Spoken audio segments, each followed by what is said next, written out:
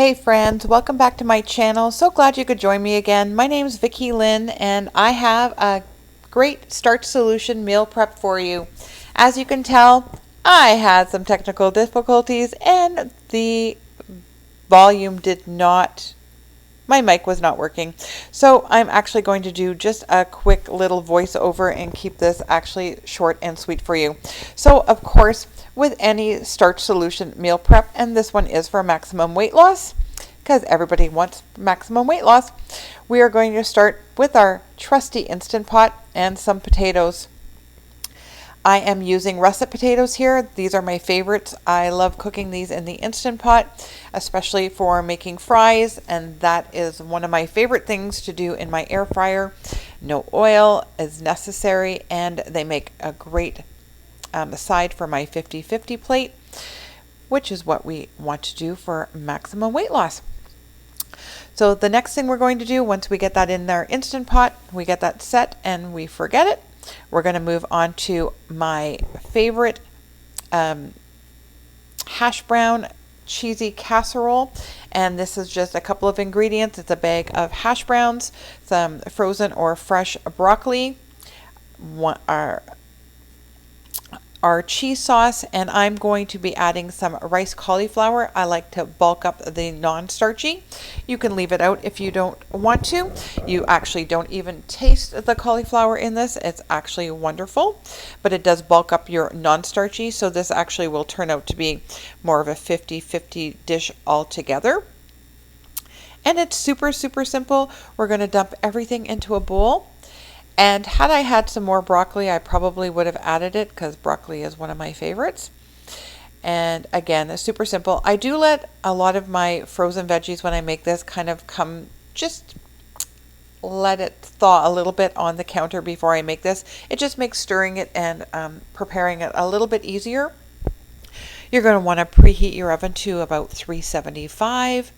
And again, this is a dump and go kind of recipe. You're going to want to warm up your cheese sauce. And I added a little bit of water to thin it out. And then I realized, yep, going to need to warm this up just to make it slightly easier. Now, you can add whatever kind of seasoning you want to this recipe, and I do switch it up. You can make it into a taco seasoning and add some salsa to this. I've done that, and it's wonderful. So I've used the cheese sauce and half a jar of salsa and taco seasoning. Again, we're just dumping and going. Super simple. Now for this recipe, I'm using a 9x13 pan. And again, you're just going to have to judge from the size of the packaging that you're going to use. This will last me and my husband basically all week. We'll either have it for breakfast, we'll have it as a side for supper, and it's going to just depend, obviously. We're using this for breakfast just because it's been so hot here. We've been barbecuing most of the evenings. I'm using some onion powder, garlic powder, and this time I used some great Cajun seasoning that I got actually at the dollar store. That was phenomenal, and I mixed that in and then topped the top with the Cajun seasoning. And guys, this was amazing. This is a great budget friendly recipe, and I will link my cheese sauce recipe at the top. Again, I think I've linked it in every one of my meal preps. I hope you guys aren't getting tired of it, but it is like a great recipe that, again, that you can adjust every week also to however you're feeling. You can add to that one also. Throw in some red peppers to that, make it a little nacho-y. You can even add salsa to that one too. So we're just going to smooth this out. Again, just evenly distribute it in your pan. Easy peasy. You don't even have to grease your pan. This isn't really going to stick. It comes out very lovely. Mine's a non-stick pan, but it's not really a really good one. And then we're just going to throw this in the oven.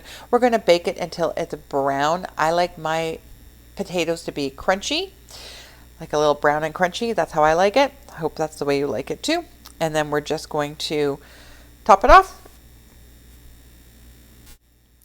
Now to keep my meal prep easy this week, I'm using just some mixed greens. That's easy, but I'm going to do some side preps with some of this cabbage that I have. I have some purple and some green cabbage. Again, I love using the carnivorous. Hope I'm saying that right. I know I keep saying I sometimes have an issue with my pronunciation. I've been corrected before, and I thank you guys for like pointing that out. But I do sometimes get tongue tied when I'm speaking, and I apologize. And again, these add great nutritional value to your salads, and they do add extra crunch. So I'm just doing some green cabbage, and I'm going to do some purple cabbage. And that, again, we're just going to add whatever else we have in the fridge when we make our salad. And that's going to be the other part of our 50-50 plate. Super simple, super easy.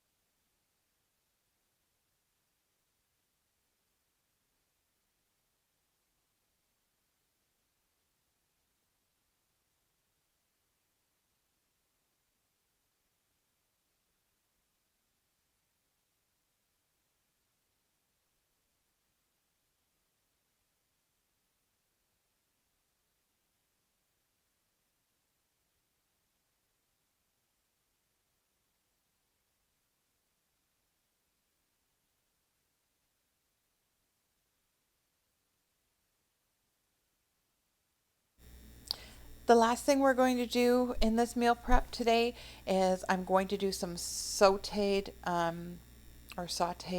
kale. Now, if you don't think you like kale, I'm going to show you that you probably do. You're probably just not massaging your kale. Massaging your kale is super important. So the first thing we're going to do in our pan is we're going to start cooking some onions. We want to get them translucent. I'm just water sauteing them, super simple. But back to the kale. So I'm using curly kale, and we want to clean and spin it, dry it, make sure it's nice and dry.